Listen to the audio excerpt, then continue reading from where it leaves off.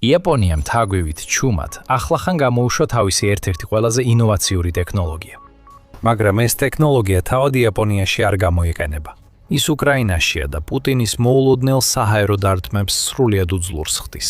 ის რაც იაპონიამ ახლახან უკრაინისთვის გააკეთა წარმოუდგენელია, რადგან მან რუსეთს გამანადგურებელი დარტყმა მიაყენა ერთი გასროლის გარეშე. იაპონიას ამის საჭიროება არ ჰქონდა. მან მიაწოდა ის, რაც უკრაინასთან ალიანსის შედეგია, რასაც პუტინი ვერასდროს წარმოიდგენდა. როდესაც უკრაინის საუბრობ დიდი რაოდენობის რუსული შაჰიდის ტიპის დრონებით არის დაბინძურებული, ვიდრე ოდესმე პარტნიორობა ჩამოყალიბდა იაპონიის ერთ-ერთ დიდ კომპანიასა და უკრაინის მრავალ დრონების განვითარების კომპანიათაგან ერთ-ერთ შორის. დაახლოებით 10 წლის წინ დაარსებული Terra Drone კორპორაცია იაპონიის ერთ-ერთი ყველაზე დიდი ტექნოლოგიური კომპანია. 650 თანამშრომლით და ტოკიოს საფონდო ბირჟაზე ლისტინგით, ეს არის მზარდი საწარმო, რომელმაც გამოაცხადა თავდაცვის სექტორში შესვლის შესახებ და რაც მთავარია, თავისი შემოსავლის დაახლოებით 60% იღებს იაპონიის გარეთ შექმნილი ალიანსებიდან. აქ უკრაინა ერთვება საქმეში. ფრონტისპირა ქალაქ ხარკოვში მდებარეობს კომპანია სახელად Amazing Drones. მისი შექმნის გზა სრულიად განსხვავებულია Terra Drone კორპორაციისგან. თუ Terra ბიზნესად შეიქმნა მოგების სურვილით, Amazing Drones-ი გაჩნდა იმ ომის ცეცხლში, რომელიც უკრაინას არასდროს სურდა ებრძოლა. მაგრამ Amazing Drones-ი გაიზარდა. ის რაც 3 წლის წინ მოხალისეობრივი ინიციატივა იყო, გადაიქცა სრულფასოვან კომპანიად, რომელიც მნიშვნელოვანი ნაწილია Brave-1-ის თავდაცვის კლასტერში, რომელიც უკრაინამ შექმნა იმისთვის, რომ თავისი დრონების მწარმოებლებს მისცეს სტიმული, იფიქრონ მასშტაბურად და შექმნან ის, რაც უკრაინას სჭირდება თავის დასაცავად. ეხლა Amazing Drones-ი პირდაპირ თანამშრომლობს Terra Drone კორპორაციასთან და მათ შეიმუშავეს უაღრესად მნიშვნელოვანი ტექნოლოგია, რომელიც შეიძლება პუტინის მოულოდნელი საჰაერო დაბომბვების სტრატეგიას ბოლო მოუღოს. ეს ტექნოლოგიაა Terra A1, გადამჭერი დრონი, რომელიც ყველა იმ პრობლემას აგვარებს, რაც უკრაინას აქვს რუსეთის შაჰიდის ტიპის შორმანძილზე მოქმედ თავდასხმით დრონებთან. Amazing Drones-ის დამფუძნებელ მაქსიმ კლიმენკოსა და Terra Drone-ის დამფუძნებელ თორუ თუკაშიგას შორის 2025 წლის თავდაცვით გამოფენაზე შეხვედრის შედეგად შექმნილი Terra A1 ნამდვილი მონსტრია ანტიდრონულ დაცვაში. მაქსიმალური სიჩქარით 300 კმ/სთ, ანუ დაახლოებით 186 მილი/სთ და მოქმედების რადიუსით 25 კმ-მდე, რაც ოდნავ აღემატება 20 მილს. ეს გადამჭერი დრონი უზრუნველყოფს სიჩქარესა და მანძილს, რაც საჭიროა რუსეთის შემომავალი შაჰიდის დრონების გასანადგურებლად. ის ასევე სრულად ფარავს მისიის მთელ ციკლს ჩაჯრისთვის, საწყისი დაკვირვებიდან სამიზნეების აღმოჩენამდე და საბოლოოდ ჩაჯრამდე. ეს ყველაფერი 1-15 წუთიან ფრენაში. არ უნდა შეაფასოთ ამ სიჩქარის მნიშვნელობა ნაკლებად. რაც შეეხება ცეცხლის ძალას, Terra A1-ის არ აქვს ისეთი საბრძოლო ქობინი, როგორიც შეიძლება ელოდოთ საბრძოლო დრონისგან, მაგრამ ამას სულად ანაზვაურებს იმით, რომ 100 კმ-ით, ანუ დაახლოებით 62 მილი/სთ-ში უფრო სწრაფია, ვიდრე რუსეთის ტიპური შაჰიდის ტიპის დრონი. ასე რომ ეს უბრალოდ ჩამჭერი დრონი არ არის, რომელიც ელოდება და შემდეგ პოზიციას იკავებს, რომ შაჰიდმა დაარტყას მას. Terra A1-ის შეუძლია შაჰიდის დევნა, ცაში გარდაუვალ დრონების სასიკვდილო ცეკვაში ჩაბმა, სანამ მიზანს არ მიაღწევს და რუსულ აპარატს ხმაურით არ დააბრუნებს დედამიწაზე. არა აუცილებელი, რომ ასეთი სასიკვდილო დევნები ყოველთვის საჭირო იყოს. სინამდვილეში შეიძლება აღმოჩნდეს, რომ ისინი ძალიან იშვიათად მოხდება. როგორც United 24 მედია აღნიშნავს, Terra A1 ძნელად აღმოსაჩენი დრონია. მისი ელექტროძრავის წყალობით ის ძალიან ცოტა ხმაურს გამოსცემს და პრაქტიკულად არ აქვს სითბური კვალი, რაც მას წარმოუდგენლად რთულად არ მოსაჩენს ხდის შაჰიდის დრონის ოპერატორისთვის რუსეთში. ბევრ შემთხვევაში ერთადერთი ნიშანი იმისა, რომ Terra A1 მოდის იქნება ის, თუ გადამჭერი პირდაპირ კამერების ხედვაში მოხდება, რომლებიც შაჰიდის დრონზეა დამონტაჟებული. უმეტეს შემთხვევაში Terra A1 ადგილზე დაფრინავს, ამოიცნობს სამიზნეს და აფეთქებს მას, სანამ ოპერატორი საერთოდ გაიგებს, რომ ის მოდის. და Terra A1-ის შეუძლია ოპერატორის გარეშე დამოუკიდებლად იმოქმედოს. ეს არის ინტელექტუალური დრონი, რომელსაც შეუძლია რუსეთის შაჰიდების აფეთქება ფართო მომზადების გარეშე. იქნება ეს თვითონ დრონის თუ მისი ოპერატორის მხრიდან. და აქ იწყება სერიოზული ნაწილი. Terra A1-ის აშენება მხოლოდ $2000 ჯდება. დარჩით ჩვენთან და გაიგებთ, რატომ არის ეს ასე მნიშვნელოვანი. მაგრამ ამ ეტაპზე პარტნიორობა, რომელმაც ეს დრონი შექმნა, ჯერ განვითარების ადრეულ ეტაპზეა და მასშტაბირება შემდეგი ნაბიჯია. Terra Drone-მა უკვე დაადასტურა თავისი სიტყვების საქმით. $10 მილიონი ინვესტიცია ჩაიდო Terra A1 დრონების წარმოების დასაფინანსებლად, მისი ერთ-ერთი შვილობილი კომპანიის მეშვეობით. ეს არის კაპიტალი, რომელიც უკრაინისთვის უფრო მეტ სარგებელს იძლევა, ვიდრე თავად ფული. იაპონური კაპიტალის საპროცენტო განაკვეთი დაახლოებით 2%-ია, მაშინ როცა უკრაინაში ეს მაჩვენებელი დაახლოებით 20%-ს აღწევს. აქ ჩვენ ხედავთ უფრო IAP კაპიტალის ინვესტიციას, ვიდრე Amazing Drones საკუთარ ქვეყანაში შეეძლო მიეღო და ეს ფული მოხმარდება მეტი Terra A1-ის აშენებას, ვიდრე რუსეთს შეუძლია გაუმკლავდეს. ამჟამად წარმოება შედარებით ნელია. ერთი მუშა დღეში 2 Terra A1-ის აწყობს და უცნობია, რამდენი მუშა ჰყავს Amazing Drones თავის სახელოსნოებში. მაგრამ პროცესები მარტივდება, ფული შემოდის და ძალიან მალე Terra A1 მასშტაბურად დამზადება, რაც მას უკრაინისთვის ერთ-ერთ ყველაზე მნიშვნელოვანი იარაღად აქცევს, რათა დაიცვას თავისი ცადა ხალხი რუსეთის შაჰიდებისგან. ეს მასშტაბირება ცეცხლის ქვეშ უნდა განხორციელდეს და ტოკუშიგა იცის, რომ ტრადიციული ქარხანა გამოსავალი არ არის. ასეთი ქარხნები სამიზნე ხდება, მაგრამ როგორც ტერა დრონის დამფუძნებელი ამბობს, უკრაინელ ინჟინრებს უკვე აქვთ პრაქტიკული ცოდნა, როგორ დააცენტრალიზონ წარმოება და იმუშაონ მუდმივი საფრთხის პირობებში. ჩვენაც ვსწავლობთ და განვიხილავთ ამ მიდგომას. რაც ამ თითქოს უწკინარ განცხადებაში ჩანს, ისაა, რომ ეს პარტნიორობა სულაც არ არის ერთმხრივი. უკრაინა იღებს ახალ ჩამჭერ დრონებს, მაგრამ იაპონია იღებს ცოდნასა და გამოცდილებას, რომელიც საბრძოლო პირობებშია გამოცდილი და ძალიან საჭიროა იმ სამყაროში, რომელიც სულ უფრო ქაოსში იძირება. ტერა დრონი უკვე განიხილავს უკრაინული დრონების წარმოების დაწყებას იაპონიის ტერიტორიაზე. იქ ისინი შეიძლება დამზადდეს როგორც იაპონიის სასარგებლოდ, ასევე პოტენციურად უკრაინაში გასაპუტინის ძალების წინააღმდეგ გამოიყენონ. რაც აქ ხდება, ისეთივე მნიშვნელოვანია, როგორც თავად ტერა-1, რადგან უკრაინა ამყარებს ურთიერთობას იაპონიის ერთ-ერთ მსხვილ კომპანიასთან, რაც ფართო ურთიერთობაში გადაიზარდა თავად იაპონიასთან. ჩვენ უკვე ხედავდით ამის ნიშნებს. იაპონია მუდმივად უჭერდა მხარს უკრაინას რუსეთთან ომში, თუმცა ძირითადად ჰუმანიტარული მიმართულებით. თებერვალში იაპონიამ უკრაინას 3.8 მილიონი დოლარი დაფირდა, რათა დაეხმაროს ომის დროს დაზიანებული კულტურული ობიექტების აღდგენაში. აპრილის პირველი მდგომარეობით უკრაინას კიდევ 1.3 მილიარდი დოლარი დაპირდა იაპონიის პროექტის შვიდობა უკრაინაში ფარგლებში. ასევე თებერვალში გაერომ გამოაცხადა, რომ გაერთიანებული ერების ინდუსტრიული განვითარების ორგანიზაციამ 47 იაპონურ კომპანიასთან გრანტების შეთანხმებები გააფორმა, რომლებიც უკრაინაში თავიანთი ბიზნეს მოდელებისა და ტექნოლოგიების ტესტირებას დაიწყებენ. ეს არის ორი ძლიერი ქვეყნის შორის მზარდი ურთიერთობის ნიშნები. Alliance Amazing Drones-სა და Terra Drones შორის მხოლოდ ერთ-ერთი მაგალითია და კიდევ ბევრია. მარტში უკრაინისა და იაპონიის მთავრობებმა დაიწყეს სამთავრობათაშორისო პარტნიორობის მომზადება, რომელიც ხელს უწყობს თავდაცვის აღჭურვილობისა და ტექნოლოგიების გადაცემას. იდეა არის დაეხმაროს ორ ქვეყანას უფრო მეტ ერთობლივ წარმოებაში მონაწილეობაში, რაც თავისუფლად გამოიწვევს ლოკალიზაციის პროექტებს, რომლებიც იარაღზე იქნება ორიენტირებული. უკვე იაპონია განიხილავს უკრაინული საბრძოლო დრონების შეძენას, რომლებიც შეიძლება გახდნენ მისი შეტევითი არსენალის მნიშვნელოვანი ნაწილი, თუ ინდოწყნარ ოკეანეში დაძაბულობა გამწოლდება. უკრაინისთვის ასეთი პარტნიორობები უზრუნველყოფს იარაღისა და ფულის რეგულარულ შემოდინებას, რომელთაგან ორივე შეუძლია გამოიყენოს რუსეთის წინააღმდეგ თავის დასაცავად. უკრაინა გლობალურ გეოპოლიტიკურ კონტექსტში მნიშვნელოვან მოთამაშედ იქცევა და ეს ყველაფერი არ მოხდებოდა, რომ არა პუტინის სულელური გადაწყვეტილება 4 წელზე მეტი ხნის წინ დაეწყო სრულმასშტაბიანი შეჭრა ქვეყანაში, რომელიც ეგონა რამდენიმე დღეში დაიშლებოდა. უკრაინა მტკიცედ დადგა, ასე იქცევა უკვე 4 წელზე მეტია. ირონია ისაა, რომ პუტინმა უკრაინაში მხოლოდ ის მოახერხა, რომ შექმნა კიდევ უფრო ძლიერი ქვეყანა, რომელმაც დაამყარა მოკავშირეებთან ისეთი კავშირები, რომლებიც არასდროს ჩამოყალიბდებოდა, პუტინი რომ თავის ადგილზე დარჩენილიყო. მაგრამ ამ თემას მოგვიანებით დაუბრუნდებით. სანამ ამას გავაკეთებთ და სანამ განვიხილოთ, რატო იქნება Terra-A ერთი მნიშვნელოვანი უშუალოდ უკრაინისთვის. მოკლედ შეგახსენებთ, რომ თქვენ უყურებთ სამხედრო შოუს.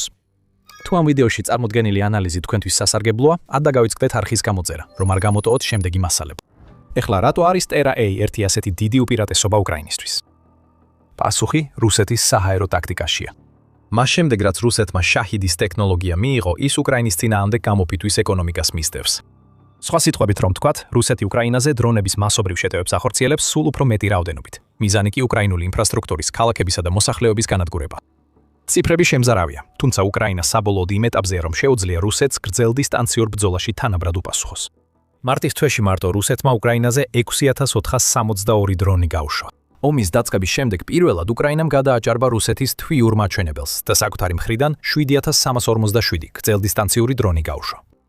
მაგრამ ეს ახალი ეტაპია უკრაინისთვის. თვეში რამდენიმე ათასი დრონის გაშვება რუსეთისთვის ჩვეულისთვის ჩვეულებრივი ამბავია და ეს ეკონომიკურ ფრონტზეც პრობლემებს ქმნის.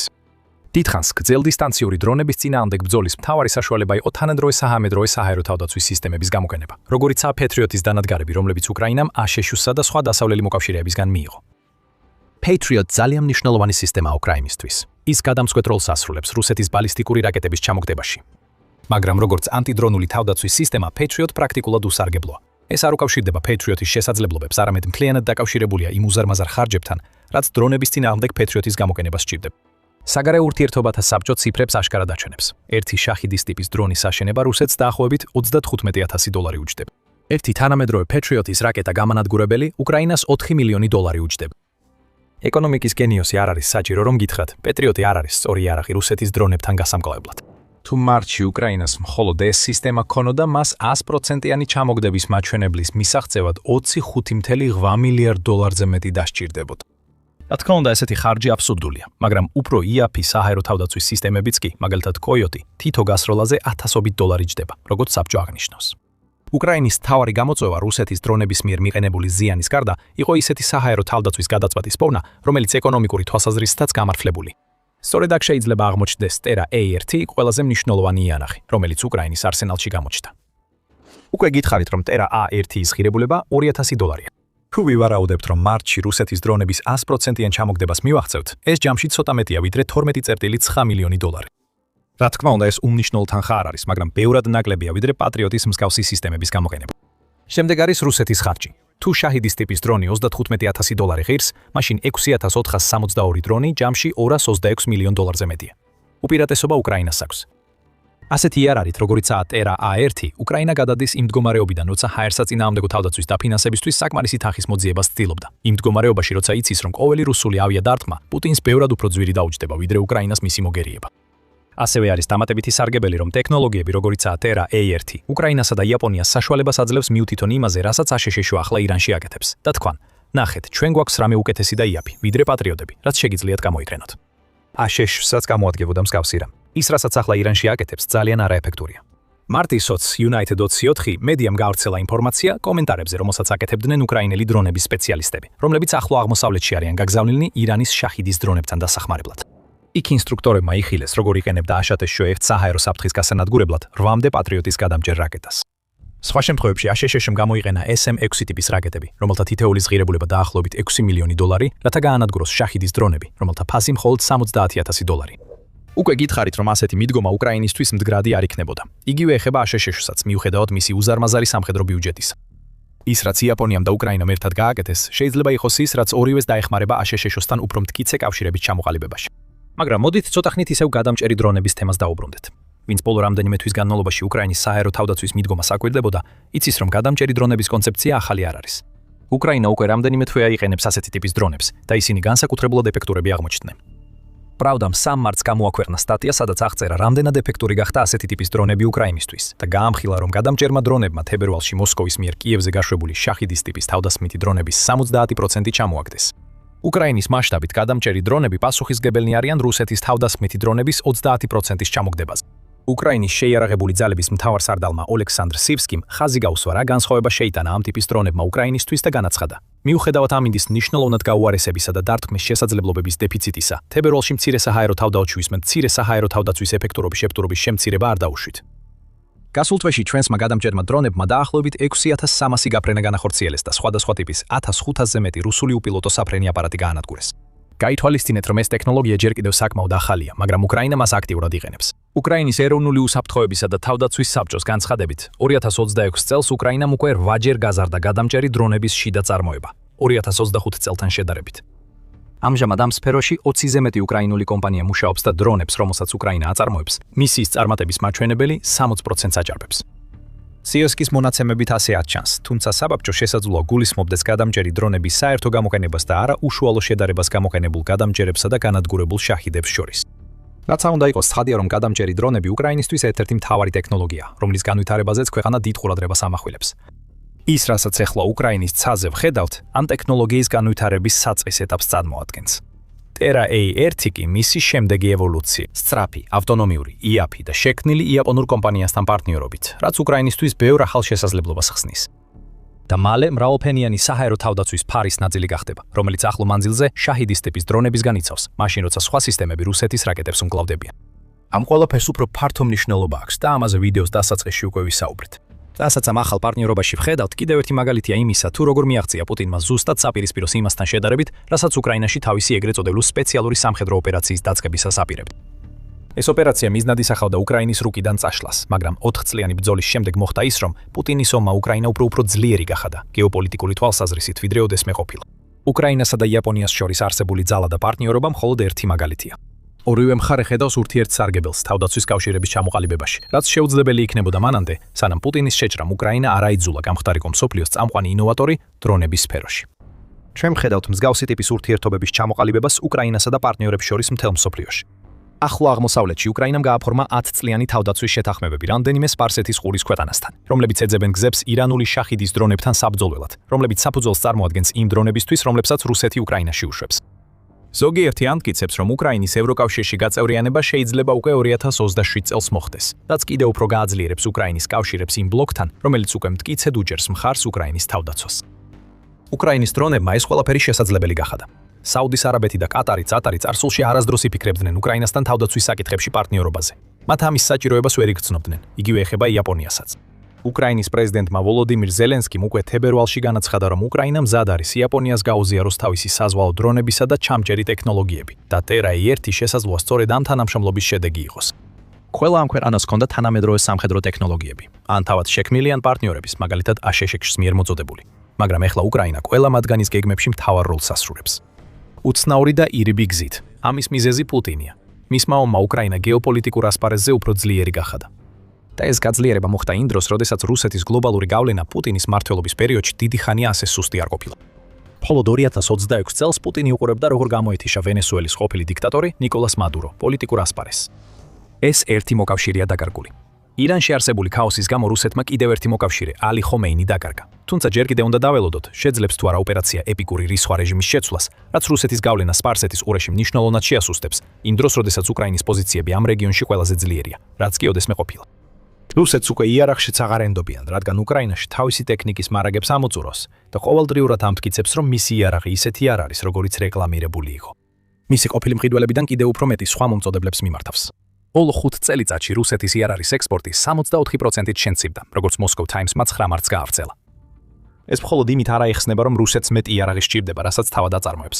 ისეთი კლიენტები, როგორც ინდოეთი და ჩინეთია, ნაკლებს ყიდულობენ. ამ დროს ევროკავშირის ქვეყნები, რომელთაც ევრიც მალე შეიძლება უკრაინაც გახდეს, 4-ჯერ მეტ იარაღს ყიდიან, ვიდრე რუსეთი. ასე რომ იაპონიის ტერორ ერთი უკრაინისთვის პირდაპირ მნიშვნელობით ძალიან მნიშვნელოვანი იქნება.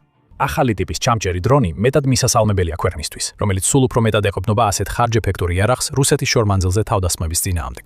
მაგრამ სწორედ უფრო ფართო შედეგებია ის, რაც პუტინს უნდა აფიქრებდეს. ამ შეთანხმებით იაპონია და უკრაინა თავდაცვის სფეროში უფრო ახლოს არიან ვიდრე ოდესმე. იგივე შეიძლება ითქვას უკრაინასა და ბევრ სხვა ქვეყანაზე. პუტინი მხოლოდ უყურებს, როგორ ინგრევა რუსეთის გავლენა და იზრდება უკრაინის გავლენა. ყოველი ჩამოგდებული შაჰედი ამ რეალობას კრემლს თავში ჩააჭედებს. და ყოველი აფრენილი ტერორ ერთი პუტინს ახსენებს, რომ იაპონია უკრაინის მხარესაა. მაგრამ შეიძლება პუტინი იმდენ ყურადღებას არ აქცევდეს უკრაინისა და იაპონიის ახალ ჩამჭერ დრონებს, რამდენიც უნდა მიაქციოს. რუსეთის საომარი მანქანა უკვე სირთულეებს აწყდება, რადგან უკრაინა მას მის წყაროში ანადგურებს. უკრაინა რუსეთის წინა ხაზებში დანასავით გადასავით. გადის როგორც კარაქში. ხოლო ჩამჭერი დრონები მხოლოდ ერთი ნაწილია გაცილებით დიდი განტოლებისა, რომელიც რუსეთის დაღუპვას ნიშნავს. იხილეთ ჩვენი ვიდეო თუ გსურთ მეტი გაიგოთ და თუ ეს ვიდეო მოგეწონათ, აუცილებლად გამოიწერეთ The Military Show, რომ ნახოთ ჩვენი სხვა მასალები უკრაინის ომზე. მადლობა ყურებისთვის.